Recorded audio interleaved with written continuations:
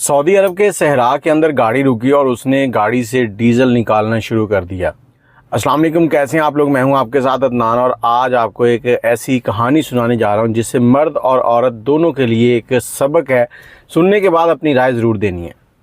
एक पाकिस्तान मशरक़ी पंजाब से तल्लुक़ रखने वाला नौजवान जो कि सऊदीया जाता है। यहाँ पर कुछ ज़मीन थी उसकी, कोई 1-2 एकड़, 3-4 भाई थे, 1-2 बहनें थीं, उन सब की शादियाँ वगैरह करनी थी। तो ये सबसे बड़ा था। इसने अपने घर वालों से कहा कि मैं सऊदीया चला जाऊंगा। बाप ने कुछ पैसे उधार पकड़े, इसको सऊदीया भेज दिया। वहाँ जाकर इसने काम शुरू कर दिया। अब इसने वहाँ जाकर ड्राइवर का लाइसेंस लिया और इसकी जॉब जो है वो एक तेल की कंपनी में लगी। वो जो कंपनी थी ना, वो तेल लेती थी और आगे पेट्रोल पंप जो होते हैं वहाँ पर सप्लाई करती थी। इसने काफ़ी अर्सा वहाँ पर काम किया, हुआ 5-6 साल घर पे पैसा भेजता रहा। हर साल 1-2 भाइयों की, एक बहन की, इस तरह से शादियाँ होती नहीं। सब अपने अपने घरों के हो गए। आखिर में इसके वालिद ने कहा कि बेटा तुम भी आओ, तुम्हारी भी शादी कर दें। इसने छुट्टी ली। वालिदैन ने रिश्ता पहले से ही देखा हुआ था और रिश्ता देखने के बाद इसको बुला लिया। अब ये गाँव पाकिस्तान पहुँचा, अपने गाँव, और जाके फटाफट, वो कहते हैं कि चट मंगनी पट ब्याह वाला काम था। इसकी शादी कर दी गई। कुछ दिन तैयारी में गुजर गए। 2 महीने की छुट्टी थी। अब शादी के बाद इसके पास बचे थे 45 दिन। अब इसकी छुट्टी जो है वो ख़त्म होती जा रही थी। बीवी के साथ मौज मस्तियाँ, इंजॉयमेंट सब कुछ चल रहा था। बड़ी अच्छी लाइफ थी। 45 दिन ख़त्म हो गए और उसके बाद ये सऊदीया चला गया। अब ये परेशान था। परेशान ये था कि इसे अभी तक कोई भी उम्मीद, मतलब जिसे कहते हैं ना प्रेगनेंसी, औरत का हामला होना, ऐसा कोई चीज़ सामने नहीं आई थी।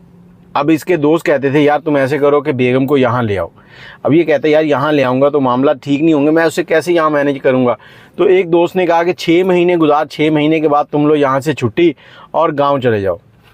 उसने कहा छुट्टी लूँगा, लेकिन छुट्टी में तो ये होता है कि कंपनी पैसे नहीं देती। उसने कहा नहीं, मैं कह के ना सुपरवाइज़र को, एक साइड का टिकट मैं ले दूँगा, एक साइड का टिकट तुम खुद ले लो, मतलब जाने का इधर से कंपनी का, आने का तुम्हारा। तो इसने कहा ठीक है। अब 6 महीने गुजरे, इसने छुट्टी की दरख्वास्त दी, इस तरह से इसको छुट्टी मिल गई और टिकट मिल गया। अब इसने प्रवास बढ़ी और पाकिस्तान आ गया। घर पहुंचा, बेगम के साथ रहना शुरू किया। 2 महीने की छुट्टी थी।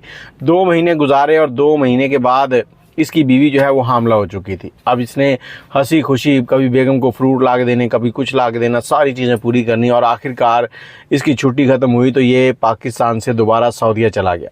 अब सऊदीया पहुंचा और वहां पहुंचने के बाद इसकी बेगम से रोज़ बात होनी। कोई 1-1.5 महीना गुजरा तो इसकी बेगम घर में सीढ़ियाँ चढ़ रही थी और अचानक उसका पाँव स्लिप हुआ और वो गिरी। और गिरने से क्या हुआ कि इसकी ज़िंदगी का सबसे बड़ा नुकसान हुआ। वो ये था कि इसकी बेगम का मिसकैरेज हो गया। अब वो बच्चा जो इसके पेट में था वो ज़ाया हो चुका था।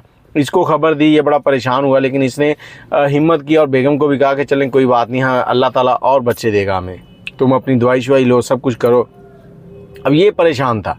अब इसके एक दोस्त ने इसे कहा कि यार देखो तुम ऐसे करो कि कंपनी की तरफ से ना अप्लाई करो, कंपनी तुम्हें कुछ ना कुछ उसमें सहूलत देगी, कुछ बेनिफिट्स तुम्हारे लगा देगी, तुम अपनी बीवी को यहाँ बुला लो। इसने कहा यार मैं यहाँ बुलाऊंगा, बड़े खराजात हो जाएंगे। उसने कहा यार देखो औलाद से बढ़ के तो कुछ नहीं होता ना। अगर अल्लाह ताला इस तरीके से तुम्हें औलाद दे दे तो तुम्हें और क्या चाहिए। 3 महीने का वीज़ा लगेगा और 3 महीने के वीज़े के अंदर अंदर तुम्हारा कोई ना कोई हीला वसीला हो जाएगा। दुआ करना, अल्लाह ताला बेहतर करेगा। इसने ऐसे ही किया। बेगम से कहा कि चलो तुम पासपोर्ट बनवाओ। उधर से कंपनी से बात की। कंपनी की तरफ से भी इसको कुछ ना कुछ जो अनाउंस, ये कह लें कि पैसों की डिमांड जो है वो पूरी हो गई। उन्होंने कहा जी कुछ अलाउंसेस आपको दे दिए जाएंगे, बाकी आपने खुद मैनेज करने हैं, जो क्वार्टर है वो आपने खुद लेना है, कंपनी उसकी ज़िम्मेदार नहीं है। तो इसने बेगम का वीज़ा अप्लाई किया। 3 महीने का वीज़ा लगा। इसने बेगम को बुला लिया सऊदीया पहुँचे, उम्रा किया, ज़ियारतें देखी, सब कुछ किया। और इसी दौरान अल्लाह ताला ने इसकी बीवी को बच्चों की नेमत से नवाज दिया। इसकी बीवी जो है वो प्रेग्नेंट हो गई और ये दोनों बहुत खुश थे। और बीवी जो है वो भी सऊदीया में बहुत खुश थी, क्योंकि यहाँ पहुँचने के बाद ना तो नंद है, ना कोई इसके भाई की बेगम है, ना सास है, कुछ भी नहीं है, कोई रोक टोक नहीं है, और मज़े से सिर्फ 2 लोग हैं, दोनों का खाना। अब जैसे ही बीवी प्रेग्नेंट हुई तो उसकी चेकअप भी शुरू हो गए। उसके बाद उसकी मेडिसिन भी चलनी थी, सब कुछ था। और ये परेशान था कि पहले की तरह कहीं मिसकैरेज ना हो जाए। इसने बड़ी उसकी केयर की। 3 महीने होने वाले थे। बीवी ने इससे कहा कि ऐसे करें कि किसी तरीके से वीज़ा बढ़वा लें। इसने अपने एक दोस्त से रिक्वेस्ट करके इसने किसी न किसी तरीके ना 3 महीने का वीज़ा एक्सटेंड कर दिया। 6 महीने। अब ये 6 महीने गुजर गए, जबकि इसकी बीवी जो है वो 6 नहीं 5 महीने की हामला थी। इसके 6 महीने का वीज़ा पूरे होने वाले था। बीवी ने इसको फिर से वही चिकनी चौपड़ी बातें लगानी शुरू की और कहा कि देखो यार, मैं तुम्हारे साथ यहाँ खुश हूँ और वहाँ मेरी कौन देखभाल करेगा, तो मैं यहाँ ठीक हूँ। लेकिन जो शौहर था वो समझ रहा था कि मेरे ऊपर इस वक्त बर्डन ज़्यादा आ रहा है। काफ़ी हद तक वो दोस्तों से, कंपनी से एडवांस पैसे ले चुका था, उधार ले चुका था, अच्छा खासा उस पर कर्जा बन चुका था। तो वो इसको समझा रहा था लेकिन ये नहीं समझी। लेकिन औरत ज़ात थी, इसने अपना वो जादू चलाया और वो कहता अच्छा चलो ठीक है। उसने करते कराते दोबारा वीज़ा बढ़ाया। अब इसने कहा कि सिर्फ 1 महीने का तुमने यहाँ रहना है, उसके बाद तुमने चली जाना, क्योंकि 7 माह जब बच्चे को हो जाए ना तो उसके बाद फ्लाई नहीं करने देते। बड़े मसले मसाइल होते हैं और मैं नहीं चाहता कि दोबारा कोई ऐसा मसला हो। अब 7वां महीना आया तो इसकी बीवी फिर इसको वही बातें कि डिलीवरी इधर कर लेंगे, ये फिर बीवी की बातों में आ गया। अब मर्द ज़ात थी, मर्द परेशान नहीं होता कभी भी, लेकिन कहीं ना कहीं कुछ ऐसे मामला होते हैं जिनकी बिना पर मर्द जो है वो परेशान होकर कोई गलत काम भी कर लेता है।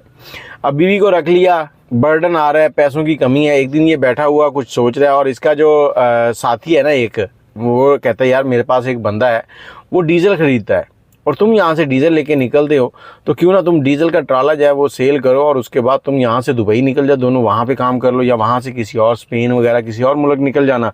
इसने कहा ठीक है। अब इसने उसके साथ सेटिंग की। 35,000 लीटर का ट्राला था। उसने कहा जी मैं आधी कीमत पे लूँगा, तुम जब आओगे तो फलां जगह पे मेरी गाड़ी खड़ी होगी, उसमें तुम डीजल डालना और उसके बाद पैसे लेना और चले जाना। अब ये वहाँ पहुँचा, डीजल डाल रहे हैं। डीजल डालते डालते काफ़ी टाइम गुजर गया। जब इसने उससे पैसे लिए तो बेगम को इसने कहा कि तुम तैयार हो जाओ, मैं आ रहा हूँ घर, जब घर पहुँचूँगा तो हम जा रहे हैं कहीं, फौरी तौर पर हर शय रेडी रखो। अब इसने ना चाहते हुए भी ये चोरी कर ली थी और सऊदी अरब में चोरी की बहुत सख्त सज़ा है। और इसकी बेगम जो है उसने इससे ये नहीं पूछा कि तुमने क्या किया, कहाँ से पैसे आ रहे हैं, हम क्यों जा रहे हैं, लेकिन उसने तैयारी शुरू कर दी। अब इसको कोई इशू बना, कोई ट्रैफिक जाम या कोई वजह बनी, ये घर टाइम से ना पहुँच सका। दूसरी तरफ जहाँ इसने ट्राला जो है वो डिलीवर करना था, डीजल लेके जाना था, वो पंप वाले जो हैं उन्होंने कंपनी को फ़ोन किया कि इतना टाइम हो गया आपकी गाड़ी नहीं पहुंची।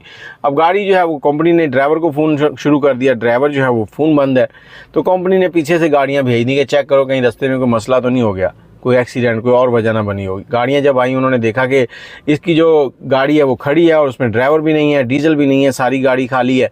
तो उन्होंने समझ गया कि कोई ना कोई काम हो गया।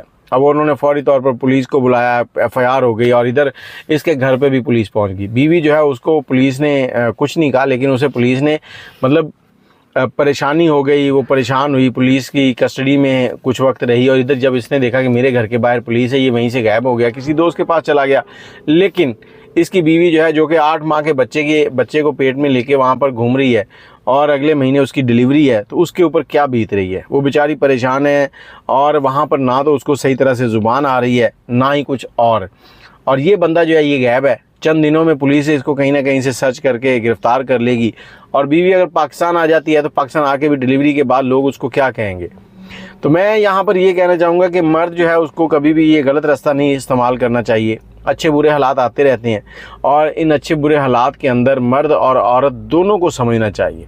औरत को मर्द की जेब, मर्द की बातें जो उसके ज़हन से निकल रही हैं उनको देखते हुए आगे फरमाइश करनी चाहिए। ये नहीं कि आप अपने मर्द को परेशान करके रख देंगे, ये चाहिए वो चाहिए। जितना आप उसे परेशान करेंगे उसी तरह वो कुछ ना कुछ गलत करेगा, जो आने वाले वक्त में आप लोगों के सामने आएगा। फिर आप कहेंगे कि ये तुमने क्या किया। बाकी आप इस बारे में क्या कहते हैं, अपनी राय ज़रूर दीजिएगा। मुझे इजाज़त दें, लेकिन अपना और अपने बच्चों का ख्याल रखें। अगर आपके पास कोई कहानी है हमसे शेयर करना चाहते हैं तो 0300252069 ये हमारा नंबर है, इस पर व्हाट्सएप करें ताकि दूसरे आपकी कहानी से कुछ सबक हासिल कर सकें। दुआ में याद रखिएगा। अल्लाह हाफिज़।